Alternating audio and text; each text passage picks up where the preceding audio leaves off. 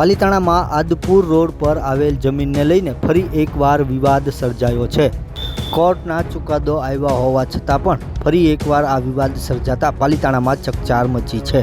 પાલિતાણામાં આવેલી આ જમીન વર્ષ 1993થી કોર્ટ કેસની હેઠળ હતી। કોર્ટના આદેશથી પોલીસ બંદોબસ્ત રાખીને મૂળ માલિકને કબજો સોંપવાની પ્રક્રિયા પણ પૂર્ણ કરવામાં આવી હતી। ત્યારબાદ ફરી એકવાર આ વિવાદ સર્જાતા પાલિતાણામાં ચકચાર મચી છે। મારું નામ બાબુસિંહ મિઠુસિંહ પરમાર છે। અત્યારે જે કોઈ પણ આપણી જમીન ઉપર વિડીયો વાયરલ કરે છે, ખાસ કરીને હું કોળી સમાજના આગેવાનોને બધાને કહેવા માંગુ છું કે તમે એક ફેરી સત્ય હકીકત જાણો કે ખરેખર આ વસ્તુની અંદર છે હું એમ। અગર તમે જમીન ઉપર બેઠા બેઠા જો અગર આ વિડીયો વાયરલ કરશો ને કોળી સમાજના આગેવાનોને ખોટી ગેરમાર્ગે તમે બધા આ દોરવવાનું કામ કરો છો। હું જે કાંઈ પણ વાત કરી હજી પણ મેં પહેલાં મીડિયાની અંદર બાઇટ આપ્યું હતું ત્યારે પણ મેં કીધું હતું કે જો આ હાઈકોર્ટનો ઓર્ડર છે, હાઈકોર્ટના ઓર્ડરની અંદર આ લોકોને 6 ફેરી ડિસમિસ કરવામાં આવેલા છે। આપણી જમીન આદપર રોડ ઉપર પ્રતાપગઢમાં આવેલી છે, પાલિતાણા તાલુકાની અંદર સર્વે નંબર 80 અને સર્વે નંબર 220 એની અંદર જે કબજો કરીને જે અત્યારે બેઠા છે, એટલે મારી નમ્ર વિનંતી છે બધાએ કોળી સમાજના આગેવાનોને કે તમે સત્ય હકીકત જાણો, આની અંદર વિષયમાં તમે જોવો, તમને ક્યાંય પણ અગર જરૂરિયાત પડતી હોય તો મને કહો, હું તમને આવીને બધું સમજાવું, કાં તમે મારા સમક્ષમાં પધારો, તમે બોલાવો તો હું આવવા તૈયાર છું। આ બધા લોકો અત્યારે ખોટી રીતે ઇન્સ્ટાગ્રામની અંદર રીલ વાયરલ કરીને ને બધું ગેરમાર્ગે અત્યારે દોરવાની વાત છે। મારો જમીનને લઈને આટલો જ એક વિશ્વાસ છે મને કે જે કાંઈ પણ આપણે કાયદાકીય રીતે જ હાલવાનું છે, કોઈની સાથે આપણે કાંઈ એવું કરવું નથી। જે માનનીય ઉચ્ચ ન્યાયાલયે તો આદેશો આપેલા છે એ જ લઈને તમારે સમક્ષમાં બેઠો છે, પણ હવે પણ આગળ જે કોઈ પણ માનનીય ન્યાયાલય જે ફેસલો કરશે એની ઉપર હું આધારિત રહીશ। 6 ફેરી એ લોકોને ડિસમિસ કર્યા। ભાવનગર ડિસ્ટ્રિક્ટ કોર્ટને પણ ઓર્ડર કરેલો છે। પછી પાલિતાણા કોર્ટને તમે 1993 ને 1986ની વાત લાવો છો। હું તમને એક કામ કરો, હું તમને છે ને અત્યારે 2025નો આજ મને એક વસ્તુ તમે કહો કે અગર હું ખોટો હોઉં કે અગર કોઈ મારી વસ્તુ ખોટી હોય તો આજથી 6 મહિના પહેલાં પોલીસ પ્રોટેક્શન સાથે DYSP Shri, Palitana town police station, મામલાદાર, કોર્ટના આદેશ પ્રમાણે બેલીફશ્રીએ નહીં કરતાં કમથી કમ આ લોકોને 10 મહિના 11 મહિના પહેલાં નોટિસો આપવાનું ચાલુ કર્યું। આ લોકોએ કોઈએ નોટિસ સ્વીકારી નહીં। શું કામ? કેમ કે એ લોકો બધા ખોટા છે। છતાં નોટિસ એ લોકોને ચોડવીને આવ્યા એમના ઘરે।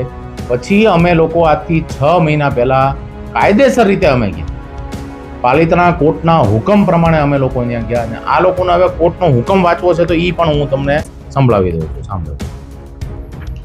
હાલની દરખાસ્તની અરજમાંથી મંજૂર કરવામાં આવે છે અને આથી એવો હુકમ કરવામાં આવે છે કે કામે સિવિલ પ્રોસિજર કોડ 1908ના હુકમ 21 નિયમ 35 અને 32 ઇન્જેક્શન મુજબના કબજા વોરંટ બેલીફશ્રીએ લાભોના કાઢવાનો હુકમ કરવામાં આવે છે અને બેલીફશ્રીઓએ જરૂરિયાત જણાય આવે તો પોલીસ પ્રોટેક્શન સાથે રાખી ડીફ્રો હોલ્ડર મિઠુસિંહ પરમારના વારસદારોને જજમેન્ટ ડેટર પાસેથી મિલકતનો શાંત અને પ્રત્યક્ષ કબજો અપાવવો તથા હુકમ કરવામાં આવે છે કે વાદગ્રસ્ત જમીનમાં કોઈ ચીજ વસ્તુઓ કે નીકળી આવે તે ખસેડી લેવામાં જજમેન્ટ ડેટર તે બાબતની નોટિસ આપવી અને જો નોટિસ લેવાની ના પાડે તો નોટિસ ચોડી બજાવી અને જમીન પર આવેલ જે પણ તમામ ચીજ વસ્તુઓ તેની ઇન્વેન્ટરી તૈયાર કરી નામે કોર્ટે સમક્ષ રજૂ કરવી। સદરુ કબજા વોરંટની બજવણી અધિકારી દ્વારા કામે collector Shri Bhavnagar, SDM Shri Palitana Bhavnagar, city superintendent કચેરી ભાવનગર અધિકારીના માર્ગદર્શન હેઠળ લાગતા વળગતા police station PI, PSI, PSI શ્રીઓ જરૂરી લાગે પોલીસને રૂબરૂ ભાવનગરમાં ડિસ્ટ્રિક્ટ કોર્ટ દ્વારા 22/1/1993ના હુકમ મુજબ ડી ઓફરોડલ સદર જમીનનો કબજો અપાવવો। પાલિતાણા તાલુકાની પ્રતાપગઢની રેવન્યુ સર્વે નંબર 220, આપણી ત્યાં 2 જમીન છે, 220 સર્વે નંબર અને સર્વે નંબર 80। હવે અત્યારે મુદળ વસ્તુ એવી છે કે આખું ગેરમાર્ગે દોરવે છે।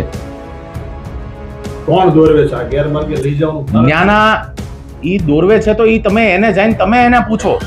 આજ અગર હું ખોટો હોઉં તો 6 મહિના પહેલા પોલીસ તંત્ર સાથે, કોર્ટના બેલીફશ્રીની સાથે, બધાની સાથે કાયદેસર રીતે હું જ્યારે જમીનની અંદર કબજો કરવા ગયો ત્યારે આ લોકો ક્યાં ગયા હતા? ત્યારે આગેવાન શ્રીઓ બધા ક્યાં ગયા હતા? અત્યારે બધા એમ કે છે કે લુખ્ખા તત્વો, ગુંડા.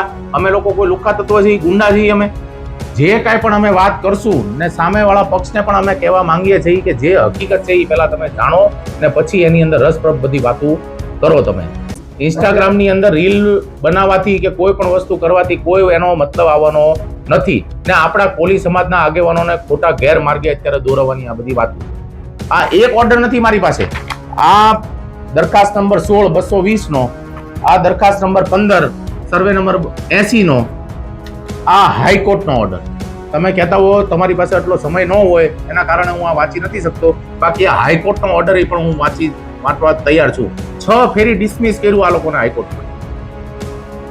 હવે તમે કહો છો એ લોકો કાયદેસર કોર્ટનો હુકમ લઈ આવશે તો તમે શું કરશો? મારી પાસે અગર કોઈ પણ અમલવારી એવી કરતા હોય તો હું કોર્ટનો આદેશ માન્ય રાખીશું.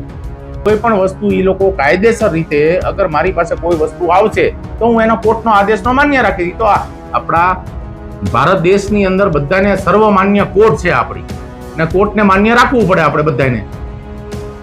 તમે ત્યારબાદ પોલીસ સ્ટેશનમાં કે નોકરી જાણ કરી છે? પોલીસ સ્ટેશન આમાં એવું છે સાહેબ કે પોલીસ સ્ટેશનમાં અને બધામાં આપણે જાણ કરી છે, પણ અત્યારે પાછું આ વસ્તુ અત્યારે એક સમાજ લેવલે આવી ગઈ.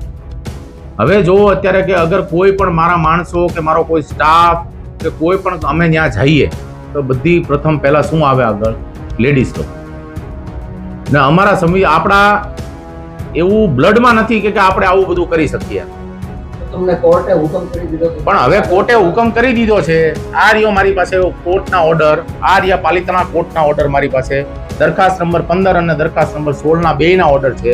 અમદાવાદ હાઈકોર્ટે 6 ફેરી આ લોકોને બધાને ડિસમિસ કરેલા છે, બધું છે. છતાં હવે અમારે લોકોને શું કરવાનું એ તમે મને કહો. તમે કહો છો કે એ લોકોએ કબજો કરી લીધો, તમે 6 મહિના પહેલા તમે કબજો કરી લીધો હતો. અમે કબજો કર્યો નથી સાહેબ. મારી વાત તમને કોર્ટે કબજો અપાયો હતો. અમને કાયદેસર રીતે કબજો અપાયો છે સાહેબ, અમે કબજો નથી કર્યો. પછી તમે પાછો એ લોકો કઈ રીતે કબજો કર્યો? એ લોકો રાતે અત્યારે જો આમાં કેવું છે કે ચૂંટણીનો માહોલ હતો, બરાબર? મારા માણસો બધાએ ચૂંટણીની અંદર લાગેલા હતા બધા, ને એના દરમિયાન એ લોકો રાતે 3 વાગે અંદર કરી ગયા બધાએ. મારા કેમેરા તોડી નાખ્યા, મારા બોર્ડ તોડી નાખ્યા, બધું તોડી નાખ્યું એ લોકોએ. આજ હું એક વસ્તુ એમ કહું છું કે આ લોકો ઇન્સ્ટાગ્રામની અંદર વિડીયો વાયરલ કરે છે. ઇન્સ્ટાગ્રામની અંદર વિડીયો વાયરલ કરવાથી અગર કોઈ સામાજિક રીતે અગર આ બધી વસ્તુ કરવાથી અગર જો કબજા મળી જતા હોય તો આ દેશની ન્યાયાલય ક્યાં જવાની? ઉચ્ચ ન્યાયાલય ક્યાં જવાની? હાઈકોર્ટ ક્યાં જવાની? આપણી ભાવનગર ડિસ્ટ્રિક્ટ કોર્ટ ક્યાં જવાની? પોલીસ પ્રશાસન ક્યાં જવાનું? મને એનો જવાબ તમે આપો. તમે કહો છો 6 મહિના પહેલા આ પ્રોટેક્શન સાથે તમને કબજો અપાવવામાં આવ્યો હતો, તો પછી એ લોકો કઈ રીતે એમાં ઘૂસી તો પણ ગયા? કઈ રીતે તો એની આ તો પર પ્રૂફ છે તો એને કોર્ટમાં સાબિત કરવાનું હોય સાહેબ. તમે પહેલા માંગ ઈ જ છે કે ભાઈ આ આવી રીતના જો બધા આદેશો ઉચ્ચ ન્યાયાલયના આદેશો હોય, ભાવનગર ડિસ્ટ્રિક્ટ કોર્ટના આદેશો હોય, આપણા ગુજરાત હાઈકોર્ટના આદેશો હોય, પાલિતાણા કોર્ટના આદેશો હોય, છતાંય જો આ લોકો આવી રીતના ડરી જાય ને એક સમાજ લેવલે આ બધી વાત લાવીને ઊભી રાખે છે તો આ કેટલા ટકા વ્યાજબી છે એ તમને